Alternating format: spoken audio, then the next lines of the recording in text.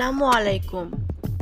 Nahid wish cooking রুমে আমন্ত্রণ জানাচ্ছি আজকে একটি মজাদার স্পেশাল একটি রান্না দেখার জন্য।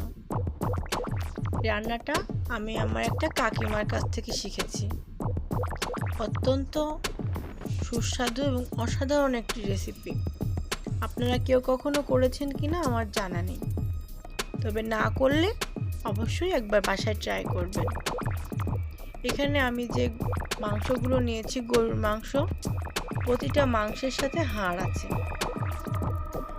চর্বির পরিমাণ কম, আমি খুব চর্বি পছন্দ করি। আমি ব্যক্তিগতভাবে যখন রান্না করে খাই আমি এখানে চর্বি দিই, তবে আজকে দিই নাই লজ্জায় যে আপনারা কি মনে করবেন।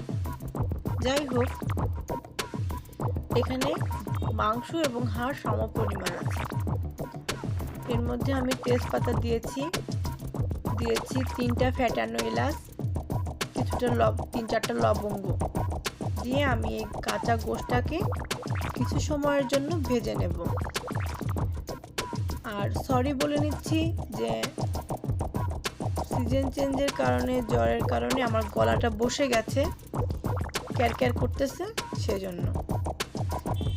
এর মধ্যে পর্যাপ্ত লবণ দিচ্ছি, 1 চামচ হলুদ দিলাম, দিয়ে আমি এই গোশটা খুব ভালো করে নাড়াচাড়া করে ভেজে নেব।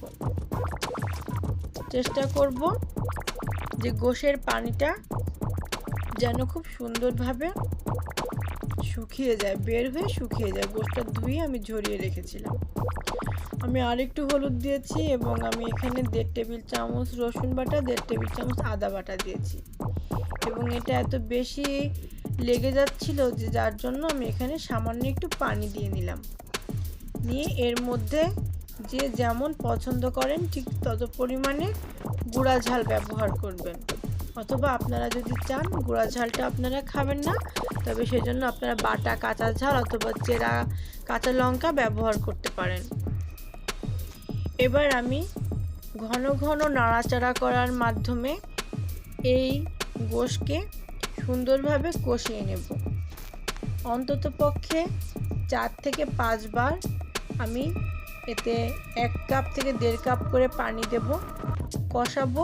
পানিটা শেষ হয়ে যাবে, আবার কষাবো।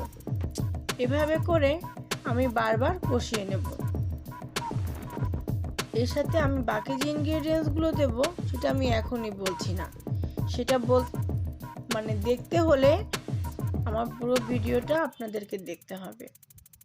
আর যদি আমার রান্নাটা আপনাদের আনকমন মনে হয়, ভালো লাগে, তাহলে আপনারা একটা সাবস্ক্রাইব করবেন, বেল আইকনে ক্লিক করবেন যদি নতুন নতুন আপডেট পেতে চান। আমার কাকিমার কাছ থেকে শেখা আমার আরও একটি রান্না, মুরগি দিয়ে মিষ্টি কুমড়া, সেটা আমার চ্যানেলে আছে। আর আমার যদি মনে থাকে তবে আমি অবশ্যই ডেসক্রিপশন বক্সে লিংক দিয়ে দেব। আমার এই রান্নার চ্যানেলটি অত্যন্ত নতুন, আপনাদের সহায়তা ছাড়া আমার এই চ্যানেলটা সামনে এগিয়ে নিয়ে যাওয়া তো একদমই অসম্ভব। তাই আপনাদের সহযোগিতা হচ্ছে আমার লাইক, কমেন্ট, আর এটাই আমার উৎসাহ। এভাবে আপনারা যদি আমাকে লাইক, কমেন্ট করেন, সাবস্ক্রাইব করেন, তবে আমাকে সামনে এগিয়ে যেতে অনেক উপকার হবে।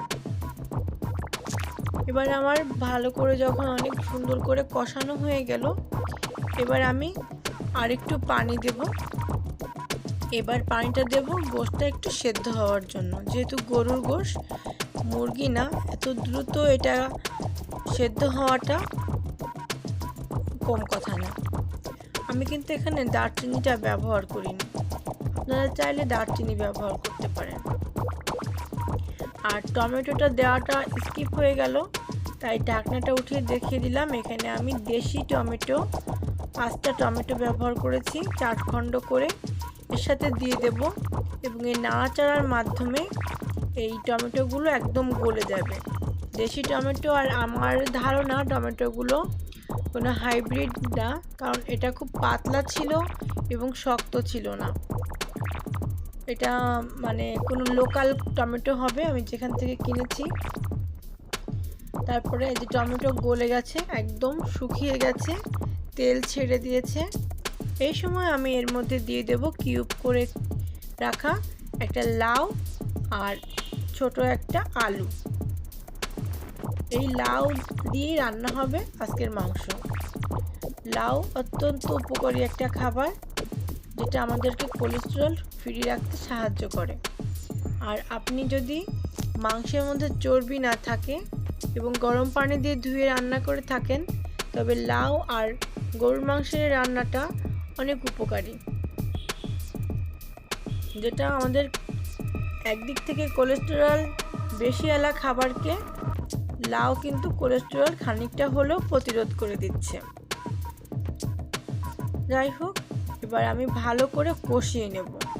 লাউটা কিন্তু অনেক কচি ছিল এবং ছোট একটি লাউ ছিল, যেজন্য বীজটা হয়ে পারেনি। গোটাটাই আমি কিউব করে কেটে এর মধ্যে দিয়ে নিয়েছি। আপনারা সাইজটা যে কোনো রকম করতে পারেন। খুব কষানোটা অত্যন্ত সুন্দর হতে হবে, যাতে লাউয়ের জুসি ভাবটা থাকে। লাউটা সুন্দর করে কষানো হয়ে গেলে আপনারা কিন্তু এর লবণটা একটু টেস্ট করে নেবেন, কারণ টমেটো দেওয়া হলে তার টকের কারণে খানিকটা লবণ কম হয়ে যায়। তো লবণটা টেস্ট করে নেবেন। ঝালটাও আপনাদের চয়েস মতন, যদি কম হয়ে থাকে দিয়ে নেবেন, আর বেশি হলে কি আর করার, বেশি হলে সেখানে পেঁয়াজ বাটা ব্যবহার করে সেটার ঝালটা কমানো যায়, কিন্তু আগে থেকে কম করে দেবেন যেন কোনো কিছু বেশি না হয়। এবার আমি এখানে ভাজা জিরার গুঁড়া আর গরম মশলার গুঁড়া, এটা আমার হ্যান্ডমেড গরম মশলাটা আমি সবসময় রাখি। এটা হচ্ছে গরম মশলা বলতে এই মশলাটা শুধুমাত্র মাংস, বিরিয়ানি এই টাইপের খাবারে দিয়ে থাকি। তো এই গরম মশলাটা বানানোর পদ্ধতি আলাদা। এটা খুব একটা হেভি ফ্লেভার আলা মশলা, যেটা হচ্ছে খুব সামান্য দিলেই হয়ে যায়। এটা আমার নিজের ব্যক্তিগতভাবে তৈরি করা বাসায় রান্না করার জন্য। এরপর এখানে আমি পরিমাণ মতো পানি দেব, কারণ লাউ থেকে যে পানিটা বের হবে সেই পানিটাতে লাউ সেদ্ধ হলেও মাংসটা সেদ্ধ হবে না, মাংসটাও এখানে খানিকটা শক্ত আছে। তাই আমি পরিমাণ মতো পানি দিয়ে এটাকে একবারে ঢেকে দেব ফুল কুক হওয়ার জন্য। এখন তো বুঝতে পারলেন যে কি কারণে আমি কি উপকরণের কথা বলেছিলাম সেটা হাইড করলাম। আসলে লাউ দিয়ে গরুর মাংস খাওয়ার কথা আমরা চিন্তাও করতে পারি না। আমাদের বাড়িতে প্রচলন আছে গরুর মাংসের সাথে লাউ, গরুর মাংসের সাথে পেঁপে, এগুলো আমরা খেয়ে থাকি। এটা আমাদের একটা আঞ্চলিক খাবার। তো খাবারটা অত্যন্ত সুস্বাদু হয় এবং খুব ভালো লাগে।